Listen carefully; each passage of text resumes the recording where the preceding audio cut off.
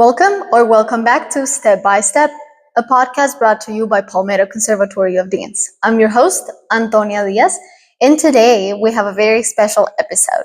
We have a Q&A episode. We've been asking our audience, our parents at the school, and our dancers to come up with some questions that they would like me to answer. One of the questions that we got right here is, who's a dream guest you'd love to have on the podcast? That's a hard one. I have a lot of them. I think locally, and I hope I can channel my manifestation skills here. I want to interview Dr. Tom Stetson. He has his own podcast. He's a very influential person, and he has a lot of community skills that I would love to hear about. But dreaming even bigger, I would love to have Claudia Dean. She also has her own podcast. I'll leave it somewhere because I am a big fan of her podcast as well. I would love to have both of them. And there's a long list of dancers and choreographers that if you're watching and you would like to be part of this podcast, you don't even have to live in South Carolina. Moving on, we have some questions from our parents. It says, what age is too late to start ballet? And really, personally, I have two ways to answer that question. There's a lot of skills that are easily learned when you're young. And if you can train your body younger, of course, muscles and tendons are a little bit more mobile and flexible, and you can assess how to work with them from a younger age. And that's definitely something that is an advantage in the future for dancers that have trained since they're very little. But really, no age is too late. I've met professional dancers that have started late into their teen years, but also into their 20s. So with the proper amount of training, no age is too late. Just whatever age you start with, it's all about the training and the heart and the mind that you put to it, for sure. Now we have, what does a day in the life of a pre-professional dancer look like? So I'm going to give you the example of our pre-professional program. There's definitely a lot of pre-professional programs out there. Ours has a diverse amount of dancers with different needs and skills. So we have pre-professional dancers in our program that they're not necessarily looking into dance as a professional path, but they have reached the advanced level of training that would mean they are at a pre-pro age. So those dancers come in every day of the week, Monday through Saturday, and they take technique classes. We offer salsa and bachata, Brazilian funk, contemporary, and they come usually from 4 p.m. to 8 or 7 p.m. at night. We also have our pre-professional dancers that are part of the competitive team. Our competitive team has private lessons. So if regular classes for the program starts at 4, they would come at 3 or maybe at 2 to have private lessons with our staff. And they would probably have choreographers that they have to go to for contemporary work. So there's a lot more of outside homework, if you will, for our pre-professional dancers that are in the competitive team. And of course, there is the investment of going to competitions and going to conventions that adds to weekends and longer months of training. And lastly, we have the pre-professional dancers that are also part of the company Palmetto Ballet Theater. So those dancers have the longest day. They come here and they take company class in the morning. They stay for the rehearsals that they're called for. And then after their lunch break, they have private lessons and then technique classes. Of course, private lessons vary. They're not every day, not for every dancer.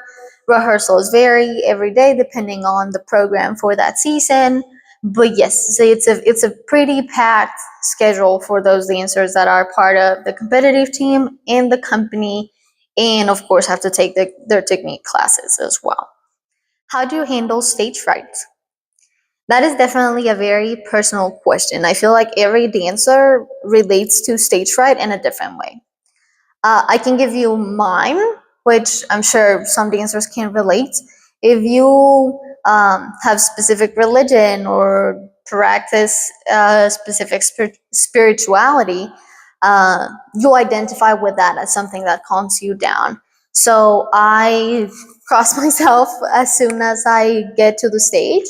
And sometimes if I have the time or if I'm really, really nervous, I do a quick prayer, to calm me down, to turn me up, and of course to thank for the marvelous thing that is just dancing on stage. But I've seen different. I have a lot of friends that like hugging each other or like holding hands together before they go on stage. Some would rather not see anybody before and just kind of just concentrate in their dressing room. All that to say that you learn with the years and the experience what is it that works best for you, and it's not a one and only perfect answer. You get to change what you do with every performance for sure. What inspired the name Step by Step? It was a long research. I definitely thought first about the slogan for the school. So the slogan for the school is Palmetto Conservatory of Dance, where dreams come true. And my thought was, this is a podcast that is part of the school, so it has to align with the voice. And how better way to think about how dreams come true that one step at a time. It takes one step and another step to build dreams in dance. So after a lot of consideration and of course talking to our artistic director, Brown Taylor, I told her, what do you think about Step by Step? And she said, yeah, that's it. So that was a little bit of the inside of the name. How do you build confidence for auditions or performances? That's a very personal question as well. I feel like different dancers have different rituals. I like sleeping very well the night before. I feel like if I get a proper amount of sleep, my brain will be ready the next morning to go. I am very careful. I like to have a good breakfast that sets me up for the day nicely. Coffee for sure, even though that doesn't change, that is every day, not only for audition and performances. If I am auditioning, I like to be always a little bit ahead of my own schedule. I'd rather be early to the place, the location of the audition, than having to rush, because that will also make me start the class a little rush and I won't be able to focus just as well. So I like running quite early. For performances, it's also the same. If I can be in like the theater a little bit early than the call that we have, that's where I find my confidence, my calm, my cool. And of course, the more auditions you do and the more performances you do, you have more experience and you already know what to expect. You'll have already seen kind of the different quirks of dancers when they're performing. And yeah, so just doing more auditions, doing more performances will give you the confidence that you need to ultimately be ready for everything. Now we have, what are some of the biggest challenges in a professional dance journey and how to overcome them? That's very, very broad. I can tell you each dancer has a different challenge physically and mentally for sure. Um, One of the biggest one that I can think about right now aligns with our last question and is auditioning. Audition process is such a difficult time because it not only implies a lot of training, a lot of personal work, but so many other factors that are out of our control. Um, Not all directors are looking for the same thing. In the fact that a company is looking for something specific doesn't mean that the dancer auditioning is not worthy. It's just not what the company is looking at the moment. And that's a very hard thing to process as a dancer, especially fresh into the professional world, because there's a lot of validation seeking that comes just with the art of dance. We're seeking for validation a lot of the time. like in any other professional seeking, receiving a lot of no's is it's heartbreaking. It tests your confidence and how much do you actually want to work in this industry.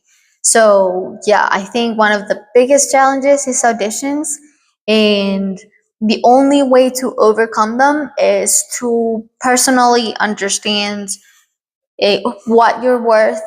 Know that every time you put in the work, somebody's gonna see it. And also being mindful that the no's don't mean that you're not a good dancer.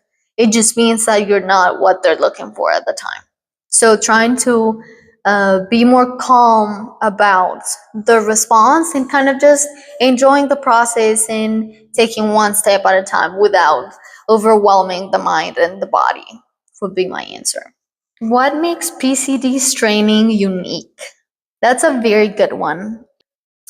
Palmetto Conservatory of Dance has a broad knowledge in every single staff member. We have shag dance, Brazilian funk, contemporary knowledge, dancers with different language abilities, which if we have international dancers, we know how to communicate with them.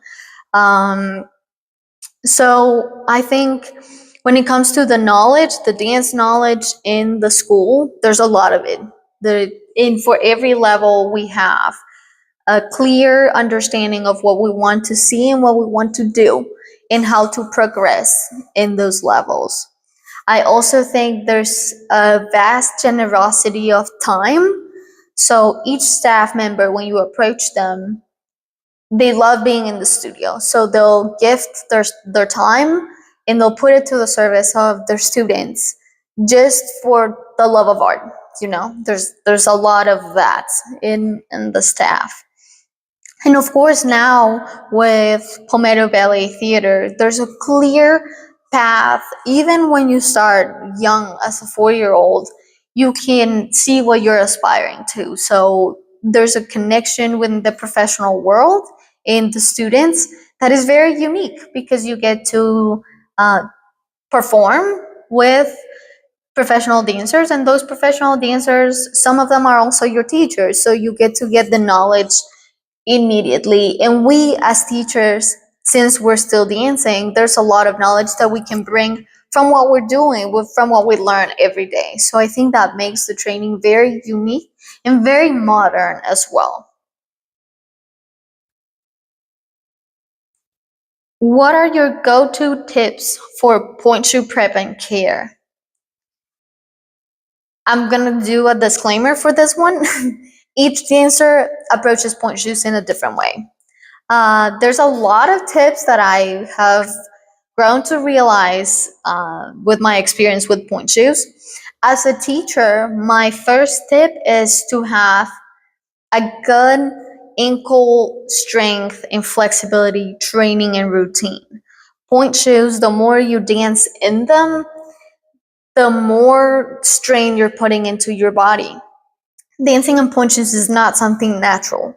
But to make it look like it comes natural to the body, you need a prior training. So, as a teacher, I always like to repeat to my students that they need to do outside work. They need to warm up those internal muscles in their feet. They need to not forget to do their ankle exercises because not only it goes a long way and it will make each day easier and flexibility better and consistent, but also it'll give some strength that will eventually reflect in confidence when dancing. Uh, for the specific prep of the shoe, I would say just be very organized. There's a lot of little things. There's a lot of sewing in the point shoes because you have, for non dancers or non dance related audience, when you prep a point shoe, you have the elastic and then you have a ribbon and you have to, some dancers have a specific needle for their elastic and a different one for the ribbon.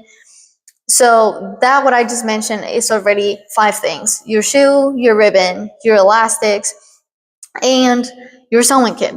So if you're not organized, you can miss a nail somewhere, you can uh, do your ribbons wrong. I'm sure dancers can relate. We've all twisted our ribbon where we didn't want it to, or our elastic. So just be very organized and try to, and this is very hard for dancers, try to sew your point shoes when you're not rushing.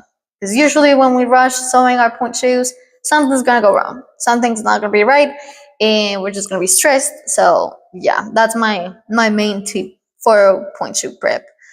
For everything else, it's a journey.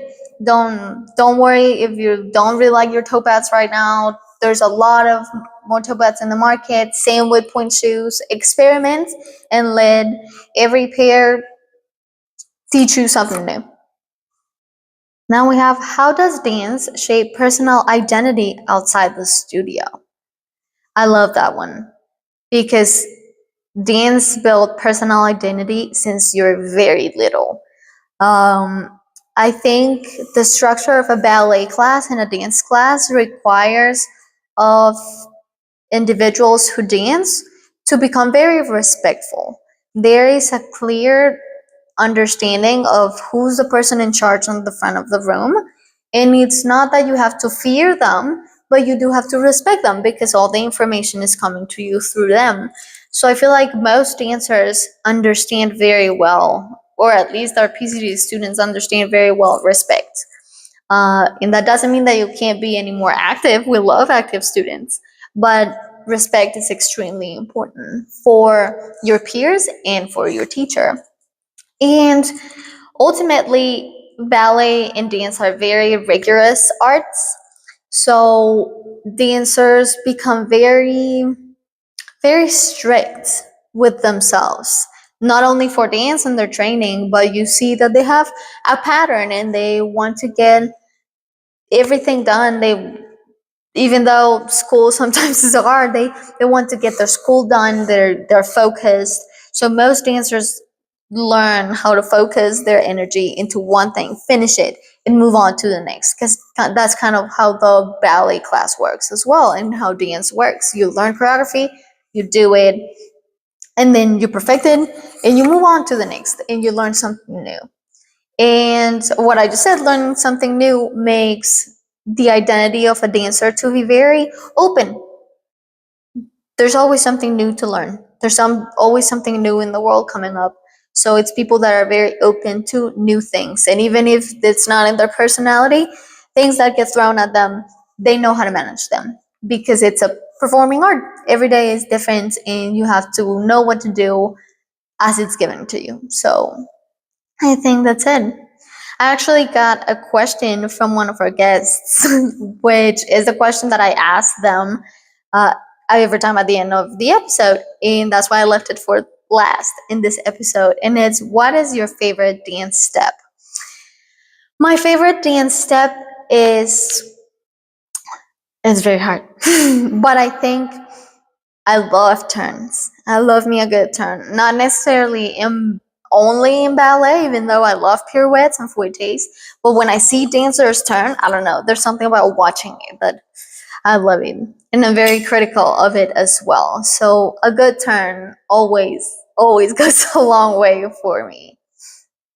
And that's it. We've covered a lot of questions today. If you have any more, feel free to leave them in the comments or DM us in our social media.